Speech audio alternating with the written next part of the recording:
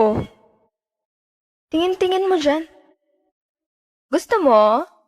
Lo, asa ka. Umalis ka nga. Kill this track! Kairita. Papasok ba si ma'am? May iba ngayon? Zumba na naman. Kairita. Sino may pulbo dyan? Wala. Sir, masakit po yung tiyan ko. Kumain ako ng fishbowl na isaw-saw sa babara ng sando. Po, totoo nga po. Po, salamat, master. Hoy, ang ganda dito. Tara, picture tayo. Let's G! 1, 2, 3. Ay, di ba bawal to? Alam ko pamahiin to na bawal mag-picture yung tatlong tao kasi mamamatay daw yung nasa gitna. Ha? So, mamamatay ako? Mamamatay ako. Mamamatay, paano na ako? Yung pangarap ko, paano yung pamilya ko? Mamamatay ako. Huy, easy. Kasalanan nyo itong dalawa. Ang kakapal na mukha nyo. Tinuring ko kayong kaibigan tapos tinrider nyo lang ako. Pinagplanohan nyo itong dalawa. Ang kakapal. Aray ko, yung puso ko. Aray ko. Sa baba. Kainin mo na kasi ito, babe. Parang...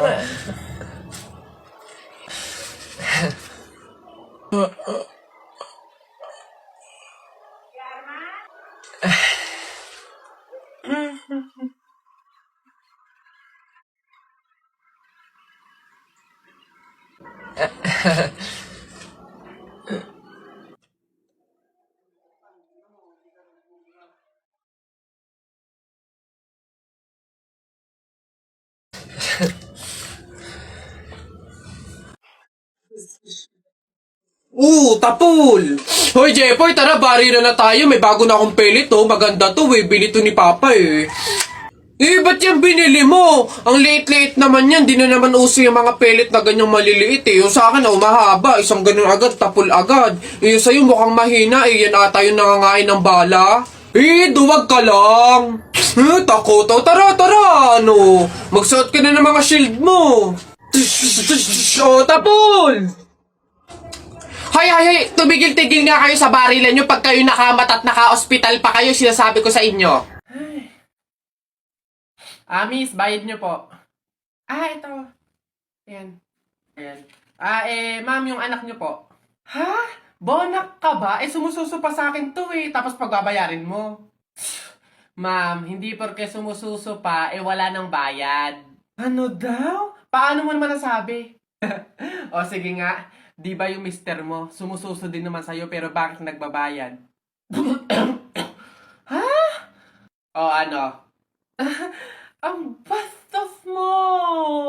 Kuya Pantimang, hindi kayo. Excuse me. May tatanong lang sana ako. Ay, sige po. Ano po yun? Kaibigan kasi ako nung namatay. Ililibing na, di ba? Napansin ko kasi wala yung taga-sigaw. Wala ba kayong nilagay? Ay, bakit po kailangan ng taga-sigaw? Kasi di ba kaya siya namatay kasi pinatay siya? Nahuli na ba yung pumatay? Ay, ganun po ba? Hindi pa po nahuli yung suspect eh. O hindi pa pala. Ang pamahiin kasi dyan, para daw makonsensya yung pumatay dun sa tao, is kailangan pag ililibing na, maglagay daw ng taga-sigaw para sumuko na yung pumatay sa kanya. Sige po, ako na lang po, yung sisigaw. Ikaw na lang. Sige, mabuti. Ayos, sige.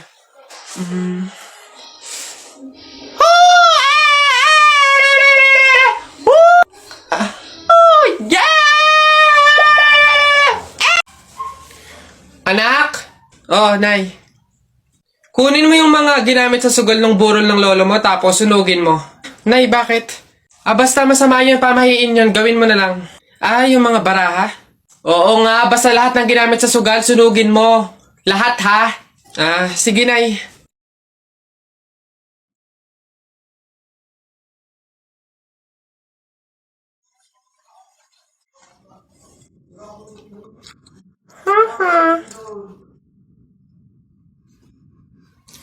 Nasaan yung mga pera dito? Yung mga pinanalo pong pera dun sa sugal ng burol. Sinunog ko na rin po na kasi sabi nyo nga po sunugin ko yung mga ginamit sa sugal eh. Ha? Bakit mo sinunog? Iha, ikaw ba yung asawa nung namatay? Ay, opo, ako po. Bakit po? Gusto ko lang sabihin na mamaya sa libing bawal kang kasunod sa prosesyon ng patay. Ay, bakit po? Pasensya na iha kasi di ba pamahiin na kapag daw kasunod sa prosesyon ng patay yung asawa, maaari daw na siya yung sumunod na mamatay. Maigi na yung nag-iingat. Ay, opo nga, mas mabuting sundin na lang po, no, kaysa may mangyari pang masama. Sige po, gagawin ko po. Oo, kaya siguro dumaan ka na lang sa ibang lugar para makapunta dun sa sementeryo. Wait lang po, wait lang po. Hello, ate! Oh, hello, bakit? Ano ba, nasan ka na? Ililibing na tong asawa mo, oh. Ay, pasensya na ka mo kasi may sinunod pa akong pamahiin na dapat dumaan muna ako sa ibang lugar para makapuntang sementeryo. Hintayin ka mo ako dyan mga 4 hours. Sige, nak, manganganak ka na ha. May pamahiin tayo dyan. Oo, nay. Ano nga ulit yun? Huwag kang magagalit o maiinis kapag nanganganak ka na.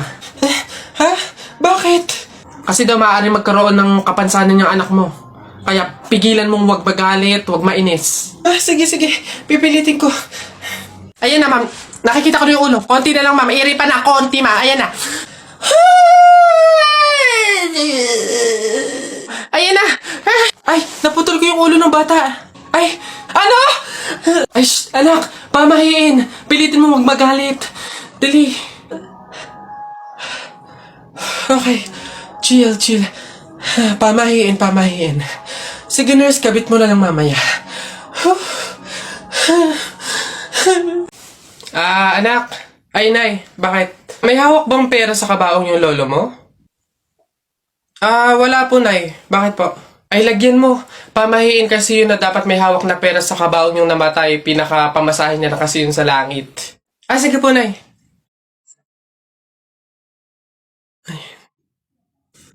Ito po, lo. Pamasahin niyo sa langit. Ingat. Nasa langit na ako.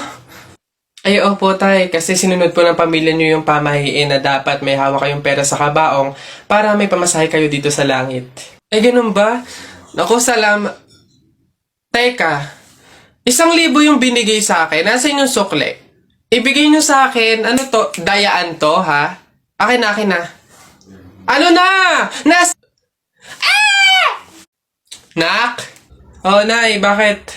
Mamaya, ilabas mo yung mga sopas at dadalaw do dito sa burol ng lolo mo si Ate Telay mo. Ha? Si Ate Telay ma, yung ang anak is si Jacob? Oo, bakit? Naku, nay, crush na crush ko yung dati pa. Wait lang, mag-ayos lang ako. Hoy, teka. Ha? Di ba sinabi ko na sa'yo, may pamahiin. Bawal magsuklay, bawal maligo, bawal magsalamin kapag may burol. Ha? Nay, ano ba yung pamahiin na yun? Hindi pwede. Nakakaya naman pag nakita ni Jacob na ganito itsura ko. Ikaw tumigil-tigil dyan sa kakirahan mo. Sumunod ka. Nice. Hey, Mare. Naku, condolence. Hey, Mare, buti. Nakadalaw ka dito. Ito nga pala anak ko si Jacob. Hello po, tita. May condolences po. Ay, naku, sige. Pasok kayo. Kumain kayo dun. May sopas dun. Ang hirap naman pag walang salamin. Ano itsura na ito?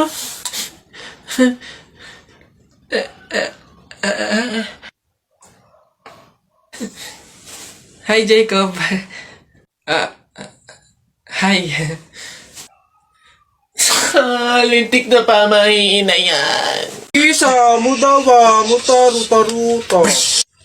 Hay. Mga bata kayo, alauna na ng hapon. Magsitulog na kayo. Hala, Nay, di pa ako inaantok eh. Oo nga, Nay, bukas na lang. Ayan. Kaya hindi kayo mga nalaki, puro kayo laro eh. Matulog kayo doon. Sinasabi ko sa inyo kung ayaw nyo mabuntal. Ba yun? Babantayan ko kayo ha. Sinasabi ko sa inyo.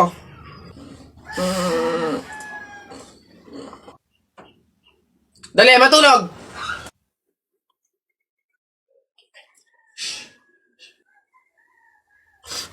Ayun.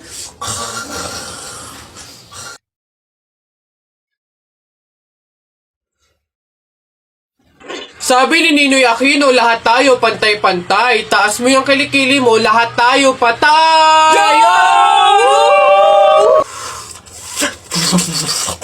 T-shirt mo puti, sapatos mo puti. Ikaw na yung nandyan, pero di ka pinili!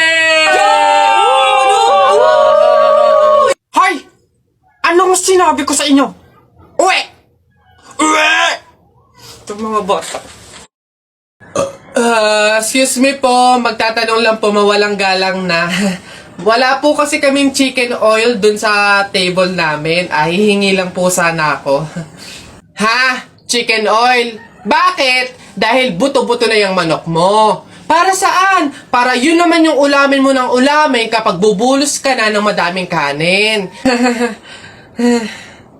Alam ko na yung mga strategy yung ganyan. Kapag nga naman naubos yung manok na dapat tinipid nyo, ang pupunteryahin nyo naman yung chicken oil namin. Kasi nga naman masarap yung chicken oil namin, pwede nga namang ulamin yun. Dahilan para mapakinabangan nyo yung only rice. Alam ko na yan, wala na kayong mauuto dito. Visit? Akala nyo, banu-banu ako, no? Akala nyo, hindi ko malalaman yung iba pang mga strategy nyo. Hindi po to chicken oil. Wala po tong lasa. Ay, wow! Ikaw pa tong nag-inarte. Alam mo, kulang pa nga yan eh. Asin. Budburan mo ng asin para magkalasa. Chicken oil, chicken oil. Wala na, ubos na.